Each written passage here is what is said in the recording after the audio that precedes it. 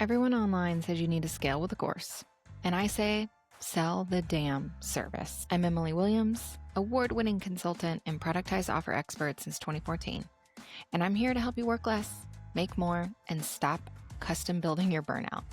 Each week, we talk strategy, structure, and the real stories behind sustainable service businesses. From service providers who like doing service work, who want to stay in service work, but also just make more money.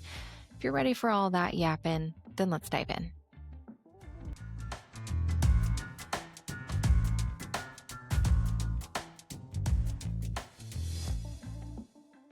So you may or may not know this about me, but I have been a copywriter for about 12 to 13 years. In my previous business, I was the copywriter, the person writing every single email, every single blog post, every single sales page, and positioning copy that we would use in that brand. That brand ultimately that scaled to multiple seven figures. And I began to become obsessed with subtle pivots and tweaks that you could make in your positioning and the drastic impacts that would have on not just how fast you would sell or how much you would sell, but the type of clients that you were actually attracting. And there are two things that drastically shifted my way of thinking around positioning. And ultimately, I've used those philosophies, those frameworks, and rolled it into what I now call your authority anchor. And it's a big component inside of the work that I do with literally all of my clients, but there is a very specific curriculum around it and writing exercise that you can find inside Sold Out Services. But I want to talk to you about those two core kind of frameworks that shifted and ultimately developed what I've created. And I want to talk to you about, since I've mentioned Authority Anchor for about a year now, I just kind of want to remind you of its purpose and role in your business.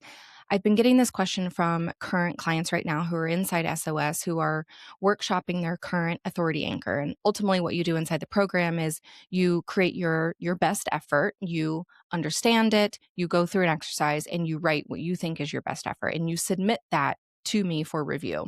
And you get basically either a gold star because you wrote it perfectly the first time, which literally never happens, or I ultimately rewrite 3 to 6 different versions for you depending on your level 10 client, where you're headed, what your goals are, etc. Because the thing that I think that isn't really considered a lot in messaging and why yours might be falling flat is the end result, the goal that you actually have with your container needs to be top of mind. Most writing exercises, positioning exercises, frameworks, etc., kind of plug and play templates that you see out there are written for and geared for and pressure tested for one-to-many folks, right? Let me make a statement that applies to more people, gets more people, cast a wider net to be interested in my thing and ultimately buy it, right? But that is quite literally the opposite of what a service provider, a one-on-one or done with you service provider needs to be creating, right? In fact, a service provider needs to be filtering more and standing more in their authority and in their expertise so they can not only make sure they're attracting the right person, but that they're positioning themselves in a way that says, this is the result I can get you. If this is the result that you're after, I'm the person that you should hire, right? And it's a subtle shift, but it makes a really big difference. So I'm going to back up to, I think this was probably 2016, 2017, where I kind of learned my first copywriting positioning aha moment, right? Good friend of mine, I was kind of venting to her about the type of clients that I was working with. They felt like they needed a lot of hand holding. They felt like it felt like they weren't taking action on the strategies that I was putting in front of them.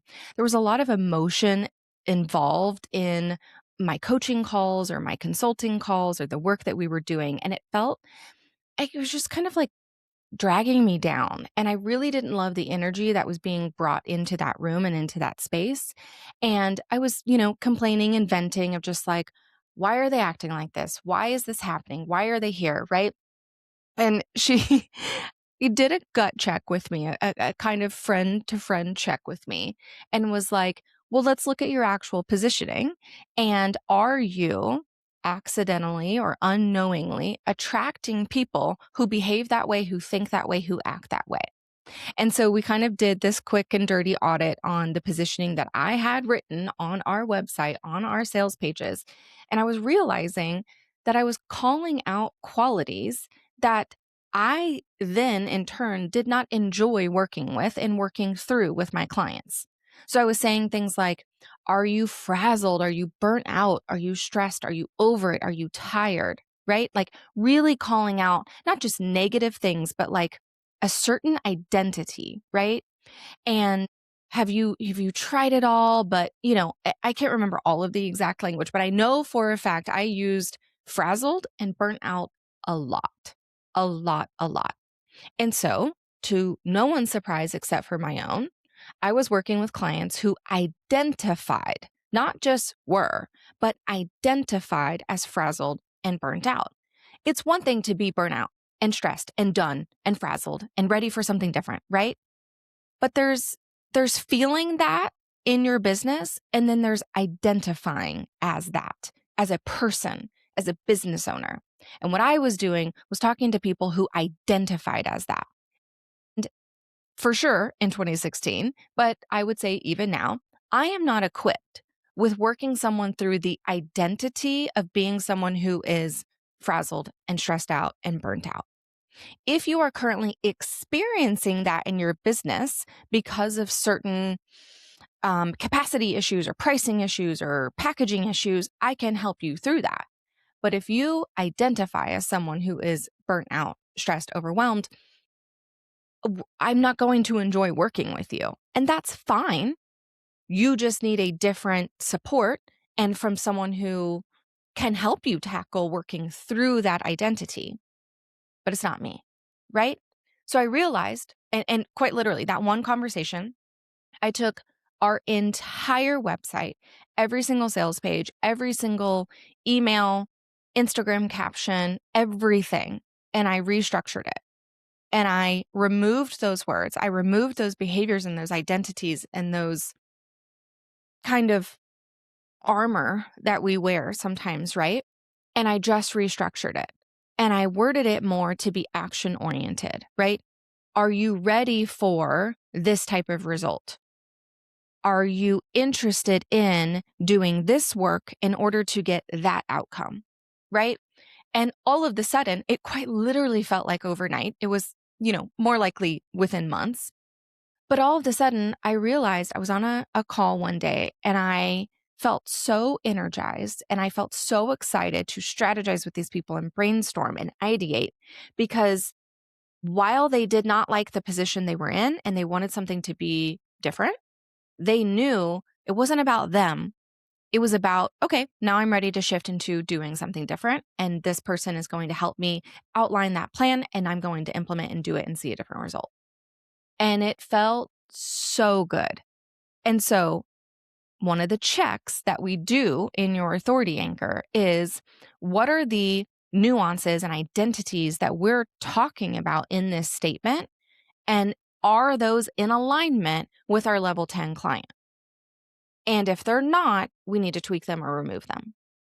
So, speaking of level 10 client, this is another massive aha moment. This happened in about 2018, 2019, and it truly has drastically changed who I talk to in my positioning when it comes to, we've all heard the phrase like your ideal client, the dreamy client you want to work with, right? Whatever phrase you use there to think about the person who is your unicorn client, right? And you can probably imagine someone who is your unicorn client and kind of rate them, grade them on some sort of scoring metric, right? And if they're like ringing the bell at the top of the rope, who's the person 5 feet below, 10 feet below, 100 feet back, right?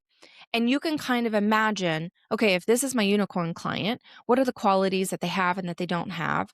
Where are they in their journey of how I help them, right? And then you can probably picture the people who are at the phase before them and the phase before them, et cetera.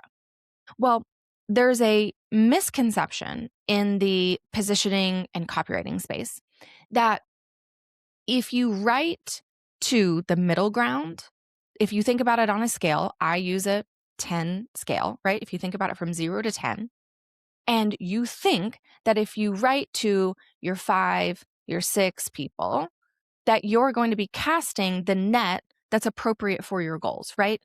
I don't want to alienate those people. So I'm not going to speak too high up the spectrum, right?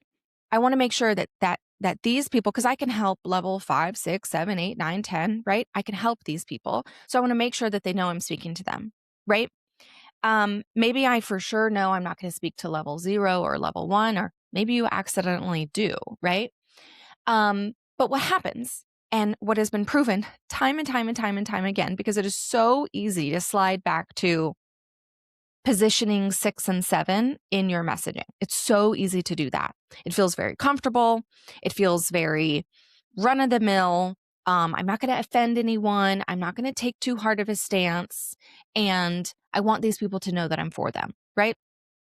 But what happens is when you speak to level 5, 6, 7, yes, you speak to 5, 6, 7s, but you alienate every 8, 9, and 10, because the 8, 9, and 10s are reading 6 positioning and saying, okay, well, she's definitely not for me because that's no longer my problem. So I'm not going to work with her because she works with people who are at a phase 3 steps back, which is fine. But if you can help a level 10, why aren't you speaking to a level 10? So we think that if we reposition and speak to level 9s and 10s, that we're going to alienate everyone below. But what actually happens is that those 6s, those 7s, those 8s, sometimes even those 4s and 5s are really highly motivated. They're typically doers, right? They're action-oriented folks. And while they might be right now, circumstance-wise, at a 5 or a 6, they see themselves as an 8, 9, or 10, and they can see themselves getting there. And they don't have the identity junk, right? That's holding them back from being able to see that. They know that they are going to become a level 8, 9, and 10. They just need the strategies to get there. If you are speaking to level 9, 10 strategies and they want that, they're going to say, great, I'm going to hire her. I'm not a level 9 now, but I aspire to be a level 9 and a 10. She can help me do that because she works with 9s and 10s. I'm going to get in her world. So you all of the sudden, when you speak to level 10s, drastically widen your net of who you are speaking to. But specifically, even if they're not a level 10, you're speaking to people who are ready to take action. So that shift drastically changed how I position my offers, my containers, the messaging around it. And every single time I get a little nervous or I get a little scared about really positioning and talking to a 9 or a 10, and if I slide back and I shift it to more 7 messaging, I bring in 7 clients who identify as a 7, who don't necessarily see themselves as a 9 or a 10, who don't believe that they can get there or that they want to get there. And I end up working with some clients who I'm like, why is this identity part of the discussion right now? Well, I'm helping you get to level 10. But they're sitting there saying, you never brought up level 10. I don't want level 10. I'm not ready for level 10. I want to stay here. And I'm just at a point in my career where I don't want to work with people who want to stay at a level 6, which is fine, right? There are other service providers who can do that, right? But it is my job to make sure that the positioning is put in front of the people so they know what to expect when they work with me. And if they are the aspirational type, that it's going to speak to them. And I'm fine working with a 6 and a 7 and a 5. I've worked with plenty of them. I have people right now in my containers who are quite literally at a level 2 or 3, but they aspire and can see themselves at a level 8, 9, and 10 and can see it happening in this year, right? This current time frame. And they're implementing and taking the steps to make that happen. So it isn't necessarily about, I think this conversation so often is about like, well, I don't want to work with beginners. I don't want to work with this stage. I don't want to work with that stage. And then we have a hard time putting a qualifier to that, right? Like, what do we say in our phrasing? Do we say established? Do we say business owners who are making X amount of money or who have been in business this amount of years or whatever, right? We try to always put these qualifiers. And at least for me, those have never really landed right because I can work with someone who's been in business 0 years or 10 years. But if those two people have the same goal at the end of the day and can see themselves getting there, that's the part that matters. And I think so many of us have talked about, especially when we're DIYing our own positioning, that we want to talk to people who are aspirational, right? But we don't know how to do it. And the phrase often shared is like, there's no real qualifier. It's just more, it's a vibe, right? If you've said that, like, that's what I'm talking about. You know the vibe of someone who might not have all of the ducks in a row, but you know you can get them there and that they will get themselves there. You know that. If you speak to your level 9 and 10, you will speak to them, the people who have passed that vibe check, so to speak. Okay? So those are the two kind of aha moments that drastically shifted my copywriting skill set, my style, the way that I approach looking at positioning, right? So I've rolled those two philosophies with a couple of other skills that I've just picked up over the years. And I've developed what I call the authority anchor. This is your authority expert positioning, a core component of sold out services and being in my world at all. I'm heading into a consulting meeting right after this with one of my consulting clients, and we are starting the meeting with this question. So don't think that this only applies to SOS. Don't think it only applies to, quote unquote, smaller one-on-one service-based businesses. This is a high-level consultant who gets paid really well to travel the world, speak. They're a TEDx speaker. They've written a book, that like a lot of things, right? And we're heading into a strategic meeting today. And this is the question I'm asking them. They want to roll out a new initiative in a paid offer in their ecosystem.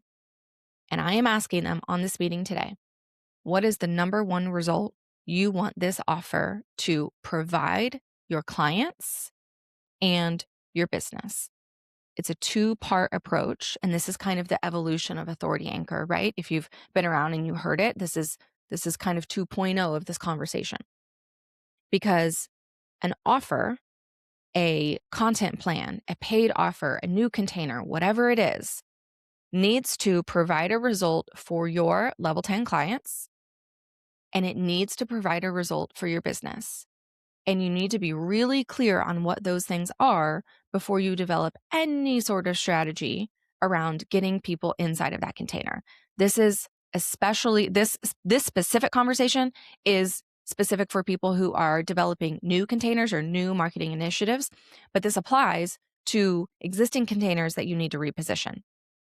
The question that I ask every single client until they're like, they want to reach through the screen and shake me is, what is the number one result this container gets your level 10 client? Period. And what is the impact that you want this container to have on your business? Because if you have a container that is a great, kind of paid lead gen, right? It's an audit, so to speak. They come in, they pay, it's relatively affordable. You can kind of filter and vet people and move them into a different container. That role of that product in your business is different than your flagship container. It's different than an ongoing retainer. You need to understand the role. And then regarding the positioning and the outcome, you need to ask yourself, okay, in this audit, in this intensive, in this sprint, whatever it might be, if I could only pick one result, and I will make you only pick one result, what would it be? Right? And then I'm going to ask you to go deeper. And there's an entire exercise in this inside SOS where you answer that question. And I say, okay, why is that important? What does that do for your level 10 clients? Why do they care? Right? And then we go deeper, and then we go deeper, and then we go deeper to actually get to the root of the result. Because typically, the deeper we go, we start to identify a more measurable result, something that we can actually quantify. And that really helps your positioning ongoing in the future. If we can start getting qualitative results and case studies, feedback, etc., it helps massively, right? And more people than you think, more service providers than you think can whittle it down to a quantitative result. You just think that you can't. I challenge you, right? So we whittle it all down into a statement, right? And I'm not married to a specific framework here in the sense that it's like, it starts with, I help insert ideal client, solve insert problem without insert undesirable outcome, right? While those definitely serve as guidance to how this is structured, there's no framework that I'm tried and true married to. It truly depends on your container, what your result is, and who you're doing it for. Okay? But these are the pieces that I want you to think about when you are crafting that positioning statement, your authority anchor. Now, when you have this identified, it impacts literally everything. And everything comes back to that statement. Once you identify and get really clear on what that statement is, it tells us what scope and assets need to be inside of that container to get that result, and what can we remove. Once we identify the absolute kind of MVP, right? Assets and scope and deliverables, then we can design the client experience around making sure the client gets those things and that you deliver those things in a productized fashion. And so that's why sold out services is pretty nuanced in the sense of, yes, we're productizing your core service, right? For sure. And we're also making sure it's positioned appropriately. We're also identifying your level 10 clients so that we can position it appropriately. We're also asking and looking at the ecosystem of your offers so that we can understand, okay, does this offer come first? Does it come last? Do they need to know this thing before? Right? Especially if we are refining a container and we're saying, okay, if this is the number one result, here are all of the things we can take out of it. That eliminates scope creep, that eliminates your time to actually deliver, it increases your capacity, right? These are the levers that we're pulling inside of SOS. So it impacts a lot of things. Now, a question that I'm getting right now, because I've been reviewing a lot of authority anchors this week and last week, and I've been rewriting and repositioning, etc. The question I keep getting asked my current clients, and it's actually it's prompting me to record a kind of new micro lesson inside of authority anchor section, is okay, when I have this crafted, what do I actually do with it? What role does it play? Does it provide you a lot of clarity internally? Absolutely. Does it help us have that as our North Star, our guiding light when we're redefining your scope, your containers, your pricing, your deliverables, your client experience, everything? 100%. But where does it live? And do I use it in other places? And the answer is abso-freaking-lutely. I love to see authority anchors tested in your bio on social media. I love to see it repositioned as an H1 on the hero on your website, so above the fold. I love to see it put on your services and pricing page. If you have a client welcome guide, I love to see it there. I love to see it in your proposals. I love to hear you use it when you introduce yourself at networking events, masterminds, panels, roundtables, etc. I love to see it integrated into your bio and your about page. It exists everywhere. And the reason why we're crafting the statement and we're putting it on all of the places is quite literally so you can start to build that authority where you become known for the result that you provide. The only way for you to become known for that result is for you to talk about that result and showcase the fact that you deliver that result in as many places and as often as you can. And when I tell you identifying and really nailing your authority anchor is really critical and important, I go back to my authority anchor nearly every single time I'm crafting content, period. If this is what I do, and these are the scope and assets needed in order to provide that result, what do I need to talk about in order to educate, inform, just let people know that I am an expert in this thing, right? And a big part of my authority anchor is productization, streamlining your delivery so that you can increase revenue, increase capacity without abandoning your nights and your weekends and your family, right? Okay, if that's the rough statement, then what are the elements in the conversation that need to be have inside of that ecosystem to talk to my level 10 clients? And if you ever find yourself stuck figuring out, what do I say in this email? What do I say in this caption? What do I say creating this piece of content? Pull up your authority anchor if you've got it defined and start there. What do these people need to know, believe, hear, learn, see to know that that statement is true and that you are the person who can help provide that result in this container? Okay? So if you want to do a deeper dive into your authority anchor, how to craft it, why it's important, where to put it, what it impacts, all of that good stuff, I have a free video series for you to binge. It's available right now. If you head to soldoutservices.com/authority, you can unlock that video series. It's going to walk you through basically this conversation in a much deeper fashion and give you some tangible examples. So definitely head to soldoutservices.com/authority to snag that free series and let me know what you come up with.